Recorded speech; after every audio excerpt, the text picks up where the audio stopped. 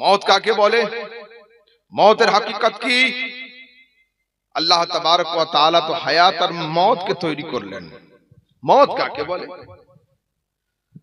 রাসূল আকরাম সাল্লাল্লাহু আলাইহি ওয়াসাল্লাম বলছেন, একসঙ্গে 70টা তলোয়ার, কটা তলোয়ার? 70টা তলোয়ার যদি নিয়ে কোন একটা জায়গাতে আঘাত হানা হয়, যতটা ব্যথা হবে মওত তার থেকেও অনেক কঠিন। আল্লাহ সুবহানাল্লাহ, আল্লাহু আকবার। অন্য হাদিসে আছে, একসঙ্গে 300 খানা তলোয়ার নিয়ে যদি কোন একটা জায়গার উপর আঘাত হানা হয়, যতটা ব্যথা হবে মওত তার থেকে অনেক গুণে শক্ত। উদাহরণ কেমন হবে জানেন?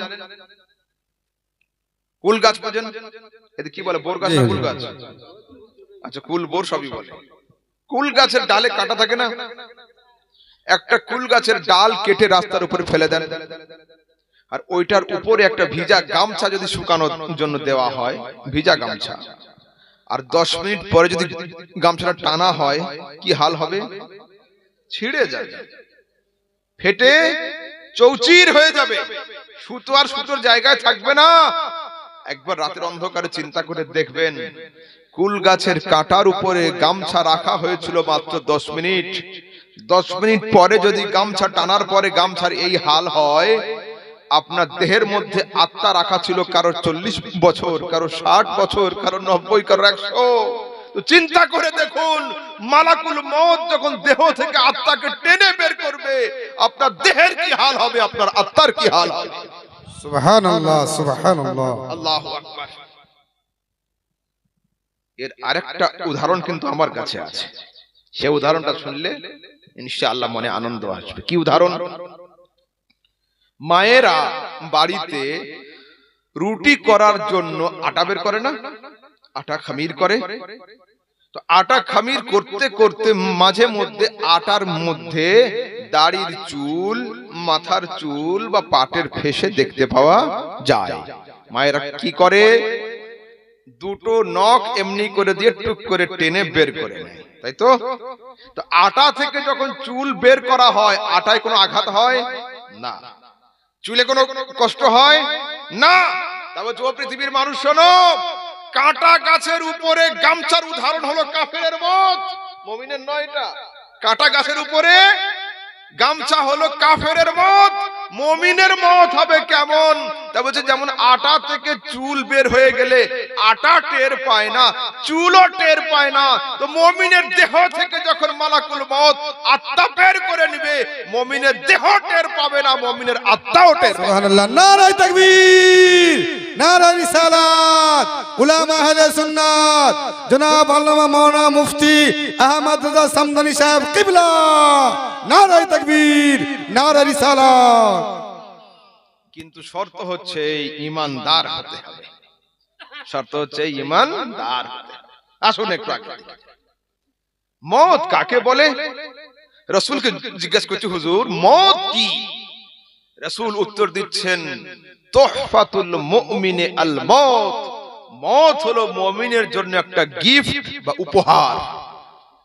আচ্ছা, কেউ যদি বাড়িতে উপহার নিয়ে আসে, গিফট নিয়ে আসে, খাবার নিয়ে আসে, তো আমরা দুঃখ পাই না আনন্দ পাই? আনন্দ হয়।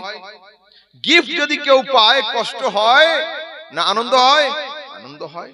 নবীকে জিজ্ঞাসা করছি, ইয়া রাসূলুল্লাহ, মওত যদি গিফট হবে, উপহার হবে, উপঢৌকন হবে, তো এর দ্বারাতে আনন্দের কি আছে সেটা আমরা জানতে চাই। একটা উদাহরণ নেন।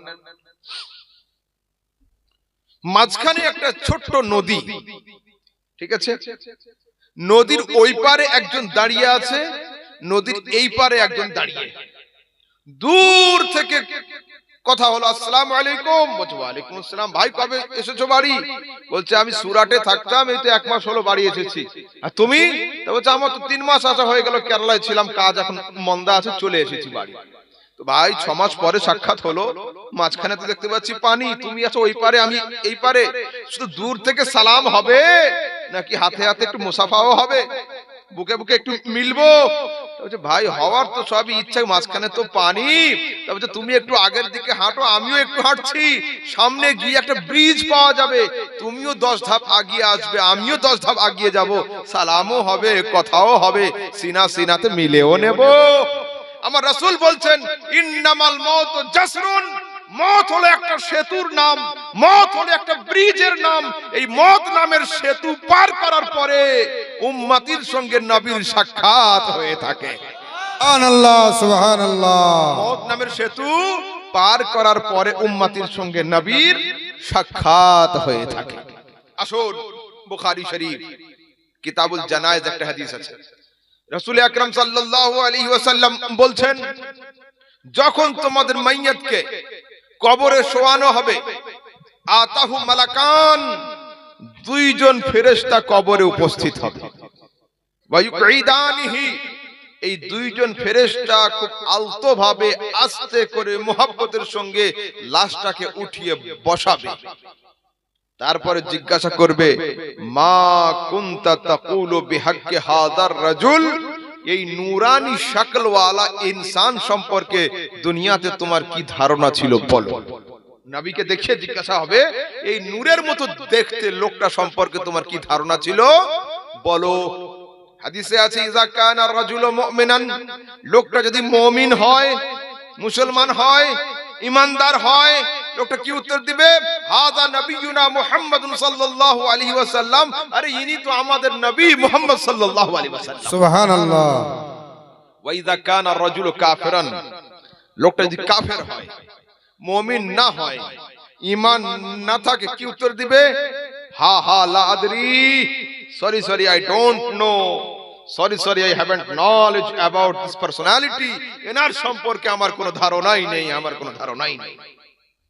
ফেরেশতারা ডান দিককার যে লোকটা সঠিক উত্তর দিয়েছে ওর হাত ধরে বলবে, অনজুর ইলা মাকাদিকা মিনান নার, এই বান্দা পাস তো করে গেছিস, বাম দিকে তাকা, একবার ফেল করলে কি হতো, বলছে তাকা এদিকে, দেখছে জাহান্নাম, তা বলছে অনজুর ইলা মাকাদিকা মিনান নার, ওই দেখ তোর জন্য জাহান্নামের দরওয়াজা খোলার কাজ চলছিল, কাদ আবদালাকাল্লাহু মাকানাকা মিনান নারে ইলাল জান্নাহ, নবীর নূরানি চেহারা চিনতে পারার কারণে আল্লাহ জাহান্নামে তালা দিয়ে জান্নাতের দরওয়াজা খুলে দিয়েছে। সুবহানাল্লাহ, সুবহানাল্লাহ।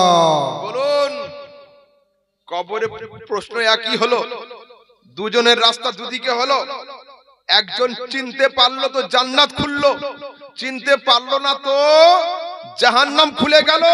তো সুন্নিরা এ দাবি তো করে না যে তোমাদের 5 বিঘা জমি আমাদের ইমাম সাহেবের নামে লিখে দাও, এ কথা কেউ বলেন আপনারা? না, তোমাদের জমির রেকর্ডগুলো আমাদের মুফতি সাহেবের নামে দিয়ে দাও, এ কথা নয়। আমাদের দাবি তো এতটুকুই, সুন্নিদের দাবি তো এতটুকুই, যদি মানতে হয় তাকে মানো, চিনতে হয় তাকে চেনো, যাকে চিনতে পারলে জাহান্নাম হারাম হয়ে গিয়ে জান্নাত ওয়াজিব হয়ে যায়। সুবহানাল্লাহ, সুবহানাল্লাহ। যদি চিনতে হয় তাকেই চেনো, মানতে হয় তাকেই মানো, যাকে মানলে জান্নাতের দরওয়াজা খুলে যায়, জাহান্নামের দরওয়াজা বন্ধ হয়ে যায়। শুনেন, নবীর জিকির এ জগতে হচ্ছে, কবরেও হবে, কিয়ামতের দিনেও হবে, জান্নাতেও হবে, এমনকি নবীর নাম জাহান্নামেও চলবে, নবীর জিকির জাহান্নামেও চলবে। কি করে শুনেন, কোরআনে কারীমের মধ্যে আল্লাহ পাক বলছেন, ইয়াউমা তুকাল্লাবু ওজুহুহুম ফিন্নার, কিয়ামতের দিনে কাফেরদের চেহারাগুলো মাছ ভাজার মতো উল্টে উল্টে পাল্টে পাল্টে যখন জাহান্নামের আগুনে জ্বালানো হবে, কি বলবে তারা, ইয়া লাইতানা, হায় আফসোস, আতা'না আল্লাহ ওয়া আতা'না রাসূল, যদি আমরা আল্লাহর হুকুম মানতাম আর নবীর আদেশ শুনতাম, এই জায়গায় আমাদের আসতে হতো না। জান্নাতওয়ালারা জান্নাতে যাবে, এসির মতো ঠান্ডা ঠান্ডা হাওয়া আসবে, তারা বলবে আলহামদুলিল্লাহ, নবীকে মেনেছিলাম ওই জন্য এই ঘর পেয়েছি। জাহান্নামওয়ালারা জাহান্নামে গিয়ে যখন এসি পাবে না, হিটারের গরম গরম হাওয়া, কি বলবে, হায় আফসোস, নবীকে মানিনি ওই জন্য এই জায়গা পেলাম। এখানেও নবীর নাম, ওখানেও নবীর নাম, পার্থক্য এতটুকু, জান্নাত ওয়ালারা আনন্দে নবীর নাম নিবে, জাহান্নাম ওয়ালারা নিরানন্দে নবীর নাম নিবে। কিন্তু নবীর নাম ছাড়া দুনিয়াতে কোনো জায়গাই থাকবে না, নিতেই হবে। এরা আনন্দে নিবে, ওরা নিরানন্দে নিবে, কিন্তু নবীর নাম ওদের নিতেই হবে।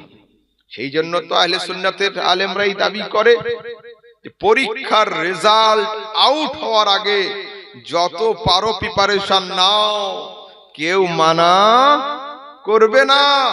কিন্তু পরীক্ষার রেজাল্ট আউট হওয়ার পরে যত কান্না করো, ফয়েকার ল কিন্তু পাশে পরিবর্তন হবে না। ফয়েকার লই থাকবে। তাই তো ইমাম লিখছেন, আজ ले उनकी पनाह, आज मदद मांग उनसे, फिर ना मानेंगे कयामत में गर मान गया।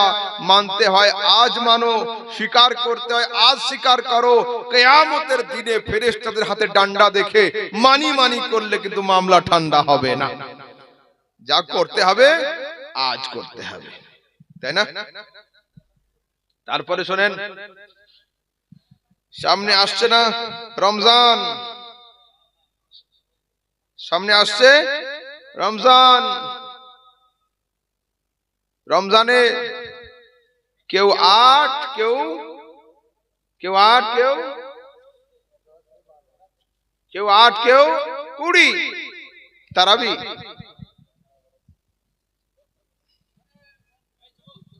শেষ হয়ে যাবে,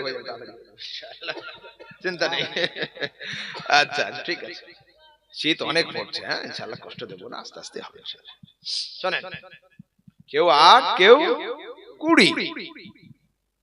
তো বিষয় হচ্ছে এই কিয়ামতের দিনে যদি আল্লাহ বলে যে 8 রাকাত তারাবিটা ঠিক ছিল, তা আপনারা কি করবেন? পস্তাবেন নাকি কেউ? বাহ মাশাআল্লাহ, দেখেন তো উত্তর। যদি আল্লাহ বলে যে কিয়ামতের দিনে যে 8 রাকাত তারাবিটা ঠিক ছিল, সুন্নিরা পস্তাবে না, আনন্দে থাকবে। ফেরেশতাদের কি বলবো? আমাদের 20-র মধ্যে 8 তারাবির খাতায় জমা করো, বাকি 12 নফলের খাতায় জমা করে দাও। সুবহানাল্লাহ, সুবহানাল্লাহ, নারে তাকবীর, নারে রিসালাত, মাসলাকি আলা হযরত। আর যদি আল্লাহ বলে 20 রাকাতটাই ঠিক ছিল, 8 রাকাত ওয়ালা ভাইরা কি করবে? দুটো অপশন। আল্লাহকে বলবে, আল্লাহ আর একবার দুনিয়াতে যাওয়ার সুযোগ দাও, 12 রাকাত পড়ে আসি। আর যদি যেতে না দাও তো হানাফি ভাই তোমরা কি ধার দিবা? তো দুটো অপশনই হবে না। আমরা বলবো যে ভাই আমরা 1 রাকাতও ধার দিতে পারবো না। কেন? আমরা পড়ে আসলাম 20, আর আল্লাহ চেয়েছে 20। যদি 18, 19 চাইতো তো 2 না হয় দিতাম তোকে, চেয়েছে তো 20, রয়েছে 20, দেব কি করে? আর সেই জন্য কিয়ামতের দিনে গিয়ে পৌঁছতে কোনো লাভ নেই। এইখানেই 20 পড়ুন, যদি ওখানে 8 লাগে তো 8 তারাবিতে দিয়ে বাকি 12 নফলে দেওয়া যাবে। কিন্তু যদি আল্লাহ বলে দেয় যে 20 ঠিক ছিল, সেদিন থেকে পস্তানি ছাড়া আর কিছুই থাকবে না। এরা তারাবি পড়ে 8, বেতের নামাজ পড়ে 1, সব জিনিসই এদের কম। সুন্নাতও নাই, নফলও নাই, আফসোস। শোনেন, এখন আমাদের সমাজের মহিলাদেরকে মসজিদে নিয়ে যাওয়ার জন্য আমার আহলে হাদিস ভাইয়েরা খুব চেষ্টা চালাচ্ছে। এবং জানি না আপনাদের দিকে কি হয়েছে, শহরে শহরে ওরা একটা করে আহলে হাদিস মসজিদ কিন্তু তৈরি করছে। অলরেডি আমাদের ওখানেও আছে, ইসলামপুরে। না, পুরুষ মহিলা মানে 2 in 1। হ্যাঁ, উপরতলায় মহিলা, নিচের তলায় পুরুষ, ইমাম একজন। চলবে না। মহিলাদের জুমা নেই, জামাত নেই, রোজার ঈদ নেই, বকরা ঈদ নেই, জানাজা নেই, তারাবি আছে একা একা। ঠিক আছে? এখন দেখছি আমাদের সমাজের বেশ কিছু মানুষ পাথর চাপড়ি হোক আর আজমের শরীফ হোক বাস ছাড়ছে, আলহামদুলিল্লাহ ভালো কথা, কিন্তু ওতে 50% মহিলা আর 50% লোক যাচ্ছে। চলবে না। মাজারের উদ্দেশ্যে, মাজার নিয়ত করে মহিলাদের বাড়ি থেকে বের হওয়া চলবে না। ঠিক আছে। এখন আমাদের সমাজে বেশ কিছু পীর বেরিয়েছে, আর এখন যেখানে বসে আছি এই জায়গার নাম হলো মুর্শিদাবাদ। একটু আস্তে আস্তে বলুন দেখি, মুর্শিদাবাদ। এখানে পীরের চাষ হয়। হ্যাঁ, বাড়িতে বাড়িতে পীর, পাড়াতে পাড়াতে পীর। দেখুন আমাদের সমাজে নিয়ম হলো যে যত বড় মূর্খ ও অত বড় পীর। এখন সমাজে এই পীর চলবে না। দক্ষিণ দিনাজপুরে একটা পীর বেরিয়েছে, ওই পীরের নাম হলো জিন্দা কাবা। কি নাম? জিন্দা কাবা। কি কাজ? পীর সাহেব এইভাবে করে চেয়ারে বসে থাকে, মুরিদরা ওর চারিদিকে ঘোরে, লাব্বাইক আল্লাহুম্মা লাব্বাইক, লাব্বাইক লা শারীকা লাক লাব্বাইক, ইন্নাল হামদা ওয়ান নি'মাতা লাক ওয়াল মুলক লা শারীকা লাক। ওর চারিদিকে ঘুরছে। কি নাম দিয়েছে? জিন্দা কাবা। বলে আমাদের হজ করতে যাওয়ার দরকার নেই, এখানে ঘুরলে আমাদের হজ হয়ে যাবে। হায় আফসোস। মিডিয়া খুঁজে দেখুন, একমাত্র কাবা ঘর ছাড়া কোন ঘরে তওয়াফ করা চলবে না। যদি কোন জিন্দা পীর এই কাজ করায়, ওকে পীর মানাও হারাম, ওর হাতে মুরিদ হওয়াও হারাম। চলবে না। সেজদা কার সামনে হয়? একমাত্র আল্লাহ। আল্লাহ ছাড়া কাউকে সেজদা করা চলবে না। সম্মানের জন্য হোক বা ইবাদতের জন্য হোক, আল্লাহ ছাড়া কাউকে সেজদা চলবে না। এখন দেখছি মাজারে মাজারে সেজদা শুরু হয়েছে, পীর সাহেবের পায়ে গিয়ে সেজদা হচ্ছে। খবরদার নয়, যদি কোন জিন্দা পীর নিজেকে সেজদা করায় বা ওর মুরিদ সেজদা করে, ও জেনে শুনে না জানার বাহানা করে অন্যদিকে তাকিয়ে নেয়, ওকে পীর মানাও হারাম, ওকে মুরিদ হওয়াও হারাম। ওর হাতে মুরিদ হওয়া চলবে না। খবরদার নয়। আমাদের বেশ কিছু জাহেল সুন্নি মহাব্বতে পড়ে কি দাবি করছে জানেন? 7 বার আজমির গেলে একটা হজের সওয়াব হয়। হায় আফসোস, সুন্নিরা তোমরা নামতে নামতে কত নামবে, কত ওঠাবো তোমাদেরকে। তোমরা নামছো পাতালের দিকে, দড়ি শেষ হয়ে যাচ্ছে মৌলবীদের তুলে আনার জন্য। এবার আজমির 7 বার গেলে হজের সওয়াব হয়? 7 বার কেন, 70 বার গেলেও হজের সওয়াব হবে না। যদি কেউ মুর্শিদাবাদের বাড়ি বিক্রি করে আজমিরে হিজরত করে চলে গিয়ে ওখানে ঘর করে থেকে মরে যায়, তাও পর্যন্ত হজের সওয়াব হবে না। ভুল করছেন আপনি, ভুল করছেন আমি, ভুল করছে উনি, ভুল করছেন তিনি, আর সমস্ত ভুলগুলো গিয়ে ক্রেডিট গুলো জমা হচ্ছে আলা হযরতের নামে। সবগুলো বিল উঠছে আলা হযরতের নামে, যে তোমাদের আলা হযরত এই কাজ করেছেন। আস্তাগফিরুল্লাহ। না, কোনদিন নয়। ইমাম আহলে সুন্নাত আলা হযরত কি শিখিয়েছেন দেখুন। বলছেন তোমরা মাজারে যাও, কবর থেকে 4 হাত দূরে দাঁড়াবে। দেখুন কত সুন্দর কথা। কবর থেকে 4 হাত দূরে আদবের সঙ্গে দাঁড়িয়ে সূরা ফাতিহা 4 কুল আর তুমি দোয়া কালাম যা জানো পড়ে নাও। দোয়া করে আদবের সঙ্গে বাড়িতে ফিরে চলে এসো। সেজদারও দরকার নেই, রুকু করারও দরকার নেই, আর প্রয়োজন ছাড়া চুম্বন করারও দরকার নেই। দেখছেন তো কত সুন্দর মসলা আমাদের। আমরা এত সাফ মসলার লোক, অথচ আপনার আমার ভুলের কারণে আমাদের যিনি ইমাম আলা হযরত রাহমাতুল্লাহ তাআলা আলাইহি, তিনি বদনামী হয়ে যাচ্ছেন। কত বড় দুঃখের কথা এগুলো। খবরদার নয়, এই আকীদার সঙ্গে বা এই কথার সঙ্গে সুন্নিয়াতের কোনো সম্পর্ক নেই। আপনাকে আমাকে ঠিকঠাক ভাবে চলতে হবে। এখন আর আগের যুগের পীর হওয়ার জন্য কি শর্ত ছিল? 4টে শর্ত ছিল আগে পীর হওয়ার জন্য। আলেম হওয়া, সুন্নাতের উপর আমল করা, তার সাজরা নবী পর্যন্ত যাওয়া, তার পীর তার পীর তার পীর করে। এখন সমাজে কি লাগে জানেন? পীর হওয়ার জন্য প্রথম শর্ত হচ্ছে ফর্সা হওয়া, দ্বিতীয় শর্ত হচ্ছে টাকা পয়সা থাকা, তৃতীয় শর্ত হচ্ছে গাড়ি একটা থাকা, আর চতুর্থ শর্ত হচ্ছে অহংকারী হওয়া। এই 4টে শর্ত থাকলেই পীর হয়ে যাচ্ছে।